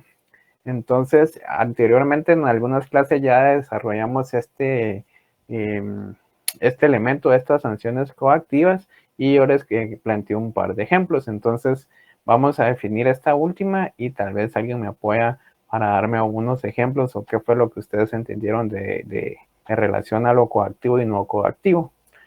Luego tenemos las sanciones no coactivas. En estas sanciones se sustituye la prestación por el cumplimiento de otra obligación, la cual no es siempre el pago de la multa en la que se incurre, pero en materia tributaria no existe este tipo de sanciones. Entonces, si hablamos de una sanción coactiva, ¿qué se les viene a ustedes a la mente en materia tributaria con relación al curso y lo que hemos desarrollado en las clases anteriores? El compañero Norman levantó la mano, por favor. Buenas tardes, Lick. Ahí sí que sería tal vez el ejemplo que había dado un compañero, ¿verdad? Donde vienen y cierran, por ejemplo, una tienda, una barrotería, porque está distribuyendo producto de bebidas alcohólicas, ¿verdad? Cuando él no cuenta con la autorización municipal. Entonces, vienen por parte de las autoridades, ¿verdad? Y cierran el negocio. Entonces, ahí lo están coaccionando hasta que él pague, ya tiene el derecho de volver a abrir su negocio, ¿verdad? Exacto, tal como lo indica el compañero, pues en este caso y en materia tributaria están los mecanismos, en este caso la SAT, que por cualquier circunstancia pues nos inhabilita a nuestro usuario en la agencia de la SAT y en carácter pues ya de negocios pues nos puede hacer este cierre temporal a efecto de que nosotros de alguna manera obligándonos o por las malas, si lo queremos denominar así, cumplamos con esa obligación dejada de hacer. Entonces de esta manera nos coaccionan y nos condicionan a que sí o sí tenemos que pagar, poner al día el incumplimiento del omiso que en ese momento tenemos con la SAT, a efecto de que podamos recobrar pues la apertura de nuestro negocio o que podamos seguir realizando nuestras acciones en materia tributaria. Y en sanciones no coactivas, pues prácticamente acá en nuestra legislación no están reguladas, pero sí podemos ver algunos ejemplos. Por ejemplo, en el caso de que nosotros realizamos una omisión a la SAT pues tiene un periodo de tiempo determinado para que ellos nos exijan el cumplimiento del pago. Entonces, para cuando ellos nos exigen este cumplimiento de pago, ya es de una forma coactiva. Entonces, esa forma coactiva es condicionarnos a este pago. Entonces, el ejemplo que se me viene ahorita a la mente, lo más cercano es el impuesto de circulación de vehículos. Nosotros tenemos hasta el último día hábil de julio para realizar de forma voluntaria, si lo queramos llamar así, que al final nos están obligando a hacerlo, el pago del impuesto. Entonces, después de ese último día hábil, ya tenemos nosotros una multa del 100% del valor del impuesto y pues tenemos el riesgo de que si en un puesto de registro de la Policía Municipal de Tránsito nos paran, nos piden nuestra tarjeta de circulación correspondiente al año en curso, no la vamos a tener y en ese momento pues nos van a consignar el vehículo. Entonces de esa manera nos coaccionan para nosotros pagar en ese mismo instante el vehículo o caso contrario pues nos consignan el mismo. Y si lo vemos de una forma no coactiva, es como que ahorita nosotros sabemos de que tenemos que cumplir esa obligación y que si no la pagamos, pues vamos a tener una circunstancia condicionante que puede empeorar todo. Entonces decimos, bueno, lo vamos a pagar. Ahorita no es de forma coactiva porque todavía tenemos ahí un par de meses para hacerlo, bueno, casi un mes y medio. Pero ahorita tenemos desde enero hasta julio nosotros la potestad de determinar en qué momento podemos o queremos realizar el pago. Entonces, está establecido, pero no nos están coaccionando en estos primeros 6 meses a que lo hagamos. Sin embargo, a partir del 7º mes, pues ya va a ser una forma coactiva para exigir el cumplimiento de este pago. Solo quiero ver acá en el chat, dice... Nick, disculpe, ¿qué pasará con las tiendas de barrio? Ejemplo, no dan facturas por 1 libra de azúcar, café o fideos. Tendrían que dar. Bueno, esa es una pregunta muy buena y muy complicada desde todo punto de vista de responder, porque la SAT y la DIACO tienen, no les podría decir cuántos años de querer regular estos comercios que prácticamente están regulados como comercio informal prácticamente, porque si nos damos cuenta, pues hay un montón de tiendas que la mayoría se llaman tienda de la esperanza, tienda de la bendición y pues tienen un nombre que el propietario les da, pero realmente estas no tienen como un registro, como una empresa mercantil, como una sociedad anónima. Entonces ante los registros acá pues prácticamente esas tiendas no existen. Normalmente los que atienden nunca son los propietarios, sino que solo son trabajadores de los dueños. Entonces no se logra establecer quién es el propietario y a quién habría que sancionar. Entonces, como no se emiten facturas, sí estamos en evasión de impuestos, debería de dar, pero no hay una forma o un mecanismo que haya establecido todavía la superintendencia, en este caso la SAT, la DIACO o cualquier otra entidad para regular esto. Entonces, si lo vamos desde el punto de vista legal, sí tendrían que emitir facturas, sin embargo, todavía no tienen un mecanismo para que lo tengan. Me dice el compañero Renato Tenes, las municipalidades sí lo tienen. Sí, no, porque las municipalidades tienen normalmente catalogados como que en una zona van a haber, por ejemplo, 15 o 20 tiendas y saben que está la tienda que se denomina fulanita, menganita, X, Y, pero no pueden establecer a ciencia cierta quién es el propietario de cada una de estas. Entonces, en el momento que ellos quieren iniciar alguna persecución en contra de ellos, pues no hay, o sea, no hay en contra de quién. Pregunta aquí el compañero Santiago Jesús Andrade, ¿será un delito las ventas o las tiendas de barrio? Un delito como tal, ¿no? Al final son prácticamente faltas o infracciones que podríamos establecer. Es que es como los famosos comerciantes informales, que al final una tienda de barrio también es un comercio informal, que no tienen un lugar físico para poder ofrecer sus servicios. Es lo que está pasando ahorita actualmente en Guatemala, que es un tema bien importante y complicado de que lo regulen, siento yo.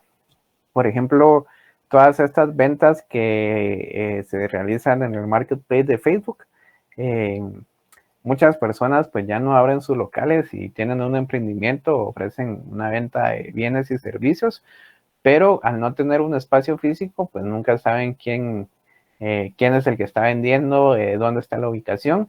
Entonces estos están haciendo negocios jurídicos, o sea, vendiendo sus productos y no están emitiendo facturas. Son pocos los que realmente emiten factura. Entonces, al no estar emitiendo factura, pues no hay un registro de una empresa mercantil, no hay un registro de facturación, no hay un registro del vendedor ni el comprador. Entonces, como el tema de las plataformas de películas, por ejemplo, Netflix, Amazon Prime, Uber y todas estas aplicaciones que son extranjeras, pero que operan en Guatemala.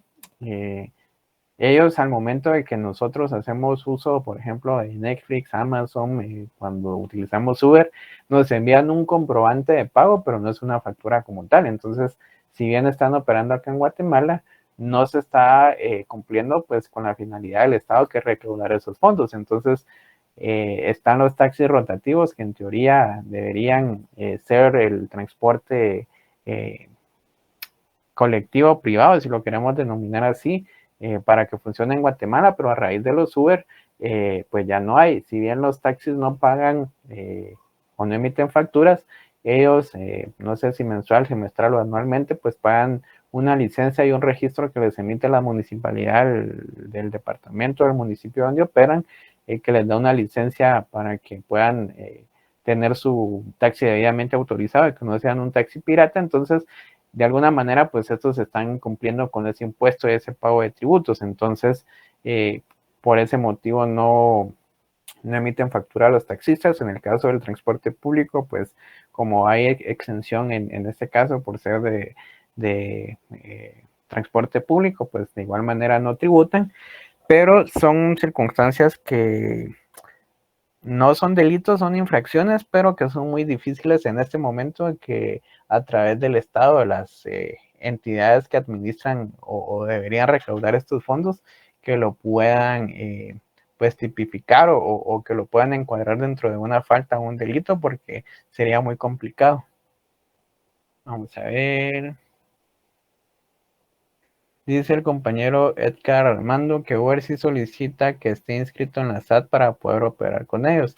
Sí, es que es lo que les menciono. Uber sí solicita ciertos registros, pero pues, al final no están declarando todo lo que ellos están operando. Incluso actualmente se da el problema de que existen las personas que se dedican a Uber, se hacen amigos de los clientes y al final pues ya ni siquiera están laborando a través de esta aplicación Uber, sino que así se hacen cuates de los clientes y ya solo les escribe el cliente por WhatsApp, mira, necesito que me hagas un viaje de tal lugar a tal lugar, y ya ni siquiera lo hacen a través de la aplicación. Entonces ese porcentaje que debería descontarle Uber al operario del vehículo por ese viaje, ya ni siquiera se está pagando a Uber, porque lo hacen de una forma directa entre el pasajero y el conductor. El compañero Renato levantó la mano, por favor, compañero. Gracias, Lick. Fíjense que le comentaba, yo puse un negocio hace un buen tiempo atrás, pero para poderlo yo abrir la puerta tenía que autorizarme la MUNI y pues me pedía ciertos requisitos. Entre uno de los requisitos que pedía, según lo que uno iba a vender, ya le pedían a uno también el registro ante lo que es ¿cómo se llama? La empresa mercantil, ¿cómo se llama? No recuerdo ahorita el nombre, el registro mercantil. Ajá. Y ya le pedían a uno esa situación, y el registro mercantil ya le pide a uno si ya está uno en la SAT, entonces sí lleva algunos. Lo que a mí se me venía a la mente ahorita es de que hay momentos en los que este tipo de empresas, en dado caso las tiendas o tiendecitas de cada barrio, ellos normalmente van con el contador, y creo que aquí se podía tipificar un delito, porque ellos van con el contador y muchas veces no tienen ni factura, y el contador lo que hace es darle fe y legalidad a un documento que ellos emiten para ser presentados ante la SAT, pero es un documento irreal porque no tienen ellos cómo amparar que realmente están presentando facturas. Uh-huh.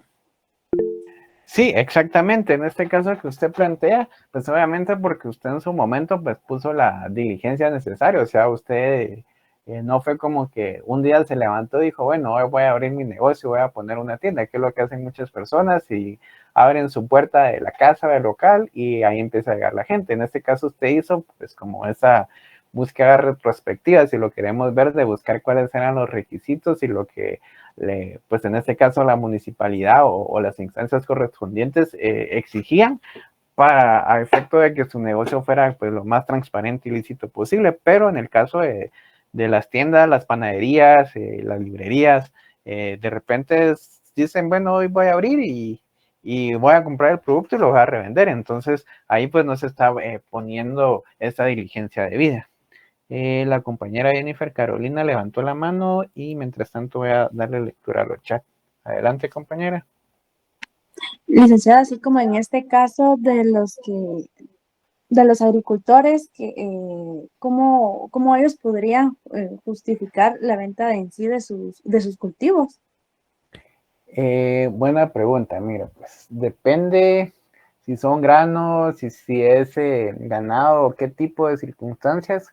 Hay una forma bien, en teoría debería ser fácil de comprobarla, y esto se hace, por ejemplo, si nos referimos a una finca que produzca ganado, pollos o algún tipo de ser vivo.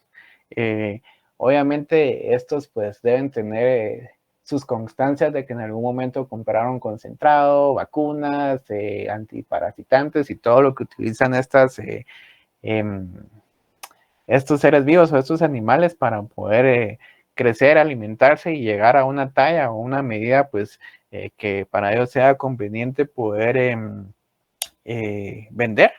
Entonces de esta manera pues ellos están evidenciando cómo adquieren pues algunos productos y cuáles son sus gastos operativos, y pues deberían, actualmente pues está regulado que todos los ganaderos y los agricultores deberían emitir facturas. Sin embargo hay algunos que no lo realizan, pero ya realmente son muy pocos, porque al momento de que ahora ingresan cantidades fuertes de dinero, si no estoy mal, arriba de 150,000 y 250,000 quetzales, la superintendencia de bancos ya lo ve como una transacción sospechosa, y entonces en ese momento ya pide a los titulares de las cuentas que justifiquen la procedencia de ese dinero. Entonces, mientras no justifiquen esa procedencia del dinero, pues les pueden congelar las cuentas bancarias, y en ese momento ellos ya dicen, miren, yo me dedico a la ganadería, a la agricultura, pues le piden pues todos los requisitos que exige la ley, que tengan una patente de comercio, un comercio debidamente registrado,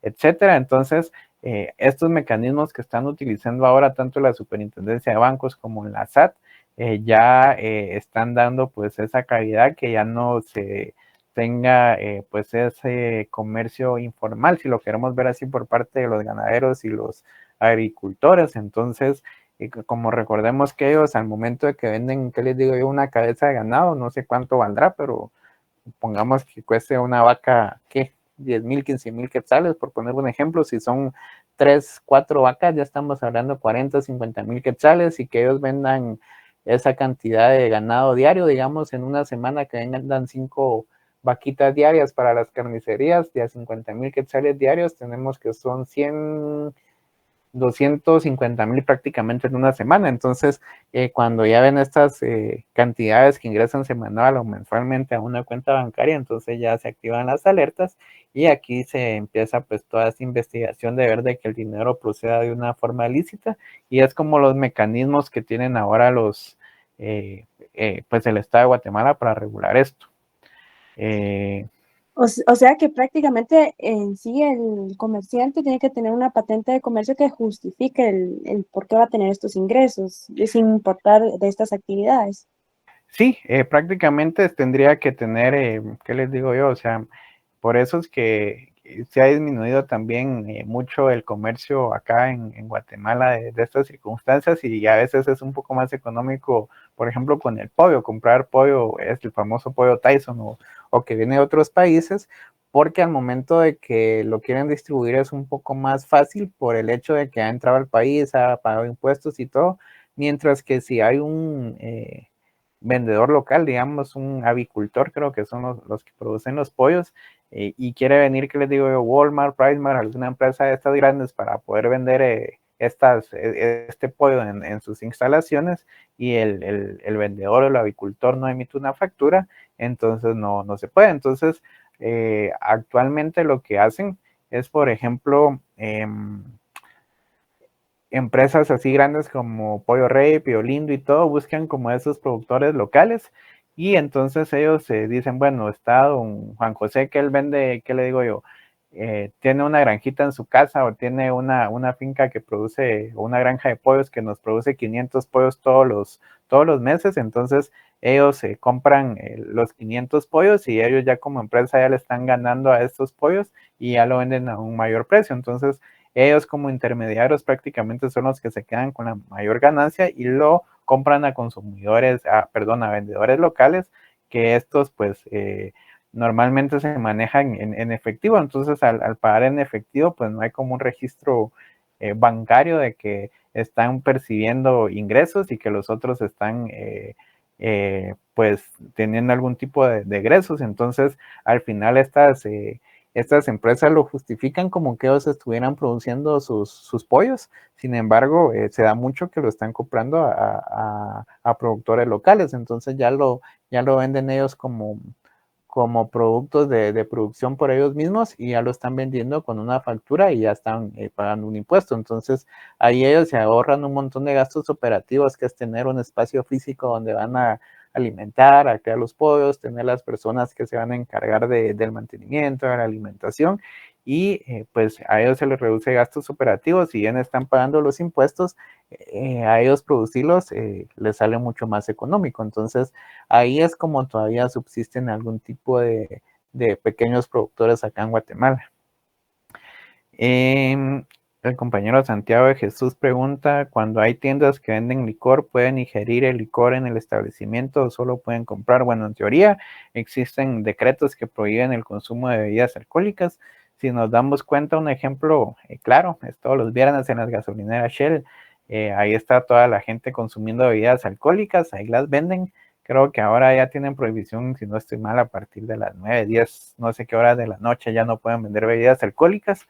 Algunas gasolineras hasta he visto que les ponen como cadenas y candado para que a la gente no los pueda adquirir, y ahí tienen algunos rótulos afuera que dice que está terminantemente prohibido el consumo de bebidas alcohólicas. Entonces pues la gente hace caso omiso a esto, pero como ya están fuera de las instalaciones en un parqueo como tal, ya no es responsabilidad de comercio porque están fuera del comercio. Entonces por eso es de que ustedes ven que ahí llegan las patrullas y les piden a las personas que están ahí bebiendo sus bebidas que se retiren de manera voluntaria porque no es un área para que estén bebiendo bebidas alcohólicas. Entonces, si lo traemos a colación a una tienda de barrio, tampoco está permitido. Recordemos que si es una tienda que ha hecho pues sus procedimientos administrativos respectivos, debería contar con una licencia municipal del municipio donde él está operando para poder expender estas bebidas alcohólicas. De lo contrario,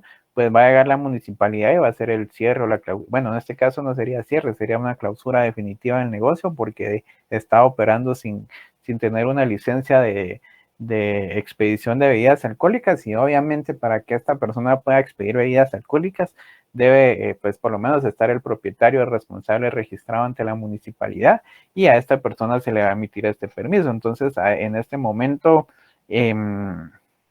pues ya se tiene un registro, pero también son circunstancias de que no se va a emitir factura. Sin embargo, al momento de que viene la cervecería centroamericana, digamos, o viene la Gallo y le venden, ¿qué le digo yo?, 500 cajas o 500 latas de cerveza a la tienda.